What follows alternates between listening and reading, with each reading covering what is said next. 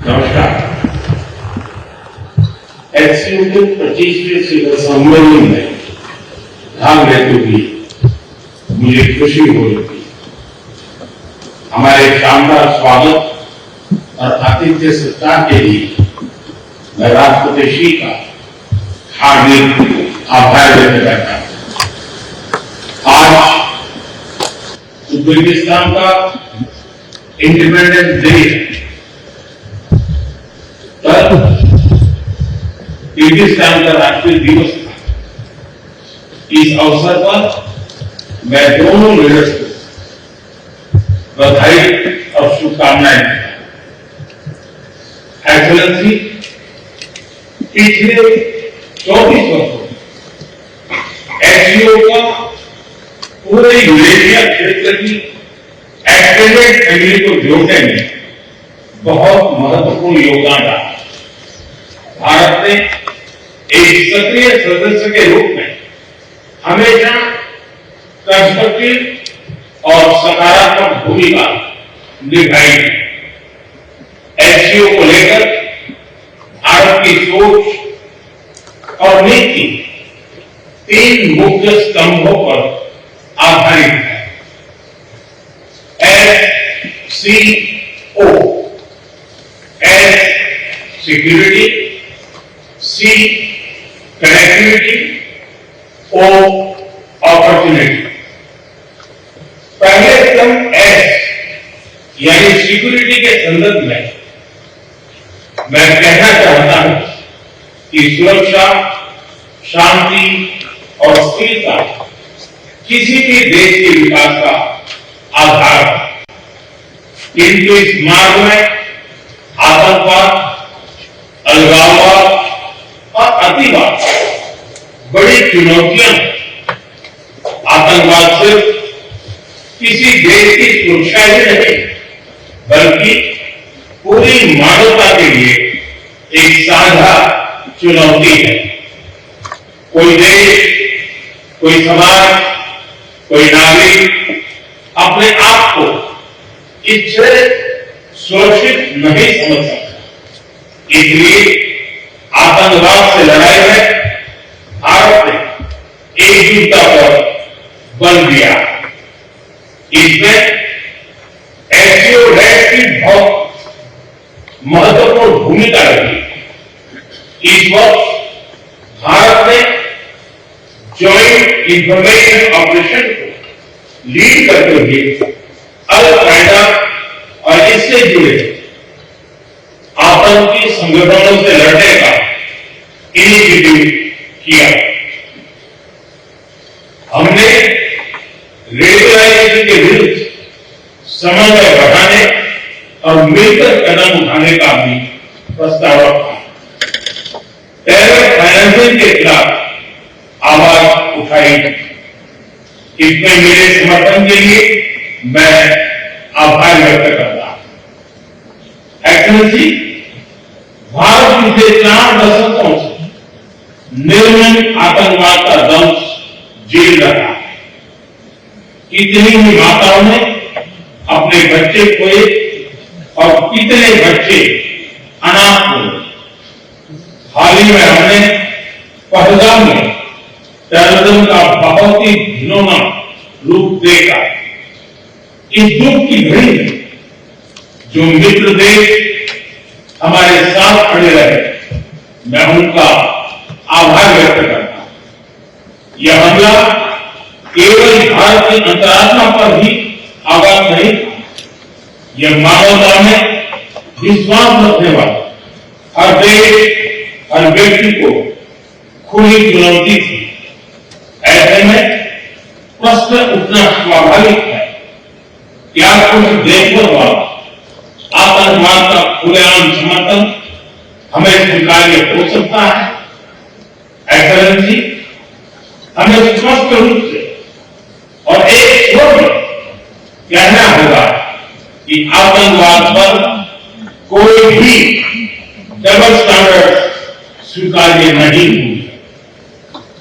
हमें मिलकर आतंकवाद का हर रंग में, हर रूप में विरोध करना, ये मानवता के प्रति हमारा दायित्व है।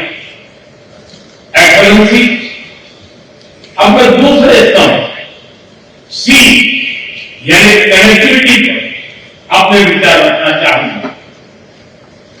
भारत का हमेशा से मत रहा है कि मजबूत कनेक्टिविटी से केवल व्यापार ही नहीं बल्कि विश्वास और विकास के द्वार भी खुलते।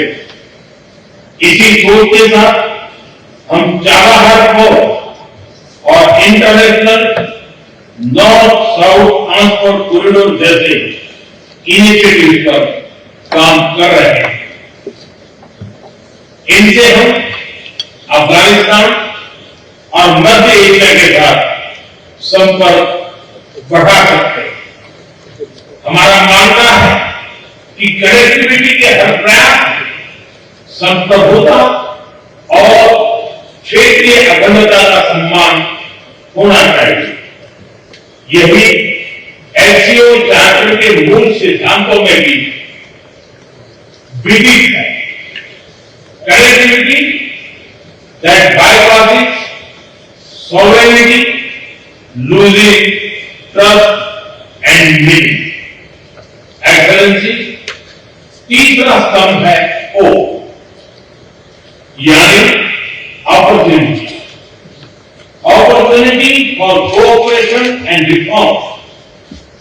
2023 में भारत की अध्यक्षता के दौरान नई ऊर्जा और विचारों का संचार हुआ। स्टार्टअप और innovation, traditional medicine, youth empowerment, digital inclusion और शेयर्ड बुद्धिस्ट हेरिटेज जैसे नए विषयों को अपने सहयोग में जुड़ा। हमारा प्रयास था कि एससीओ को सरकारों के परे भी ले जाए। सामान्य मानवी, यंग साइंटिस्ट, स्कॉलर और स्टार्टअप को भी आपस में जुड़े। हमारे पीपल टू पीपल टाइम दृढ़ता देने के लिए मैं आज एक और सुझाव रखना चाहूंगा। एससीओ के अंदर एक सिविलाइजेशन डायलॉग फोरम बनाया है। इससे हम अपनी प्राचीन सभ्यताओं, कला, साहित्य और परंपराओं को वैश्विक मंच पर साझा कर सकते हैं। एक्सेलेंसी, आज भारत रिफॉर्म, परफॉर्म, ट्रांसफॉर्म के मूल मंत्र पर आगे बढ़ रहा है। कोविड हो या वैश्विक आर्थिक अस्थिरता, हमने हर चुनौती को अवसर में बदलने का प्रयास किया। हम लगातार वाइड रेंजिंग रिफॉर्म पर काम कर रहे हैं। इससे देश में विकास के साथ साथ अंतर्राष्ट्रीय सहयोग के लिए भी नए अवसर खुल रहे हैं। मैं आप सभी को भारत की विकास यात्रा से जुड़ने के लिए आमंत्रित करता हूं।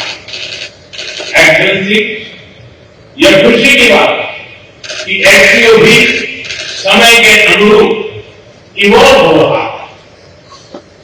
ऑर्गेनाइज्ड क्राइम, ड्रग ट्रैफिकिंग और साइबर सिक्योरिटी जैसी समकालीन चुनौतियों से निपटने के लिए 4 नए केंद्र बनाए जा रहे हैं।